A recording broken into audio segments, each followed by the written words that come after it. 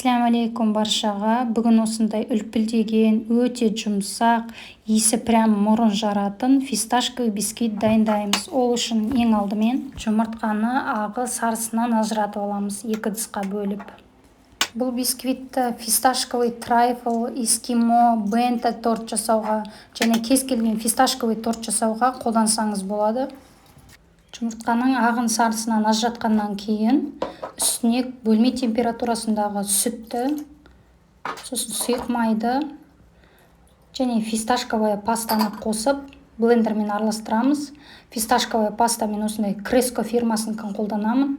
Сапалы, өте дәмді болып шығады. Осы фирманың пастасы ұнайды маған. Барлығын салып болғасын осылай жақсылап блендермен араластырамыз. Блендер болмаса венчиктің көмегімен араластыруға болады. Негізі дұрысы блендермен араластырған.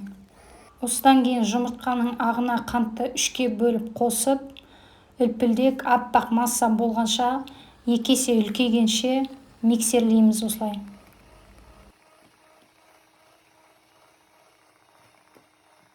Миксердің жылдамдығын төменнен бастап, жоғарылата береміз. Осылай массамыз өз формасын ұстағанша миксерлейміз. Осы массамыздың формасын ұстаған, міне осылай тексеріп көрсеңіз болады. Енді құрғақ ингредиенттерімізді біріктіреміз. Оның үстіне осылай қопсытқышты қосып, венчиктің көмегімен араластырып аламыз. Осылай алдын ала дайындап аламыз. Содан кейін бағанағы 2 ыдыстағыны бір-біріне біріктіреміз. Осылай үстінен құйып, фисташковая паста қосылғанды лопаткамен жақсылап араластырамыз. Басып алмайтындай етіп араластыруымыз қажет. Астынан үстіне қарай осылай міне лопатканың көмегімен жайлап араластырамыз. Бисквитіміздің жақсы болып көтерілуі тікелей осы араластыруға байланысты, сондықтан массамызды басып алмайтындай етіп араластырамыз. Онды 2-ке бөліп қосамыз. Бірден қосатын болсаңыз, масса басылып қалады, сондықтан 2-ке бөліп қосқан дұрыс.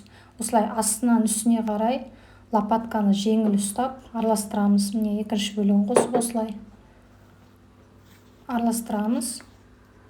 Астынан үстіне ұзақ араластыруға болмайды. Масса басылып қалса, бисквит көтерілмейді.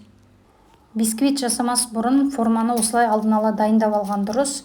Менде бүгін кольцо форма 16 диаметрлік. Осылай барлық массаны саламыз.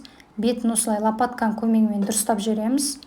Сосын духовкада 170 градуста 30-35 минут пісіреміз. Алғашқы 20 минутта пештің есігін ашуға болмайды.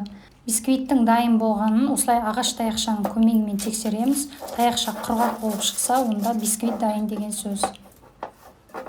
Менің каналыма тіркеліп, лайк баса отырыңыз. Бисквитті формадан осылай пышақтың көмегімен шешеміз. Міне осындай үлпілдеген күшті бисквит шығады. Міне қарасаңыз жұп-жұмсақ. Бисквитімізді пышақтың көмегімен 3 бөлікке бөлеміз. Міне осылай айналдырып отырып кесеміз.